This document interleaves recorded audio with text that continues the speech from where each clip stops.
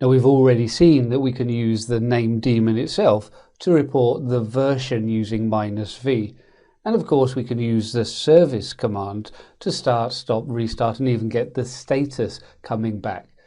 But these set of commands are relatively limited, and more limited when we start looking at systemd on CentOS 7 and other systems such as Debian 8. To get real finite control over our server, we can use RNDC. RNDC will allow us more verbs. Here's just a simple one. We've seen the status command in any case with the service command, but the output of this is going to be far more verbose, even giving us information about the number of zones that we're looking after. You can see we're using sudo, and on Ubuntu the account that the bind service runs as is bind itself, and of course the bind user will have most access through to these configurations. RNDC can also be used to gain remote control of the machine from another system. However, this is disabled by default. But we can get the configuration through RNDC-convgen, and we can use then the output and reconfigure the output to allow access from other hosts. By default, we'll be able to control through port 953, and this is enabled for our local host. Let's take a look now on our system at how we can gain some control over our DNS server.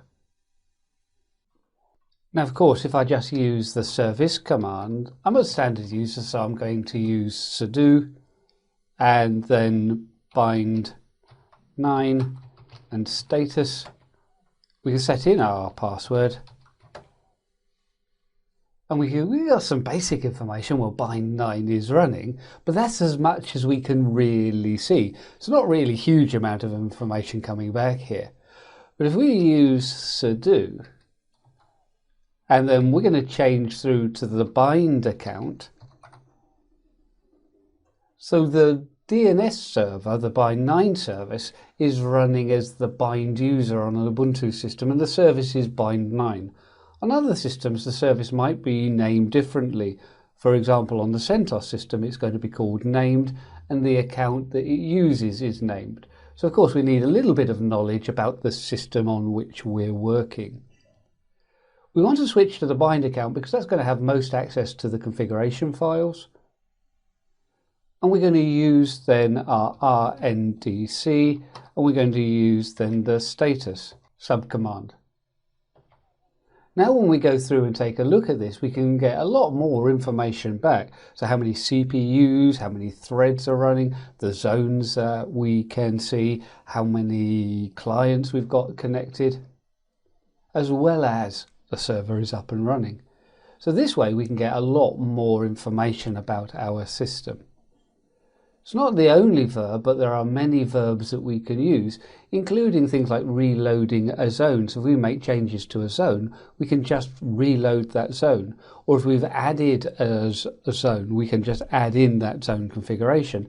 We don't need to restart the whole server. So this is really important. Let's just clear this out. And this time we're going to use the RNDC-convgen command. And when we look at the output, this is really showing me the default configuration. So the key that we're using and the options for that key. And then we can see how that would be used within the rndc.conf, which we would keep private because, of course, we mentioned then the secret key within that. And when I say kept private, we'll be keeping it private to the bind user. But we can see then the controls that are allowed. So it's only listening on the Internet version 4 localhost on port 953, and we're allowing access if we've got the RNDC key. Now, of course, we could then go through and add this configuration, but we'd only need to add it to our configuration if we wanted to allow other remote hosts in to be able to manage the system.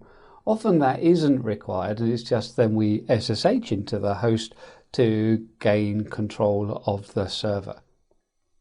So let's drop back now to our slide so we can take a look at some of the additional client and server tools that we have.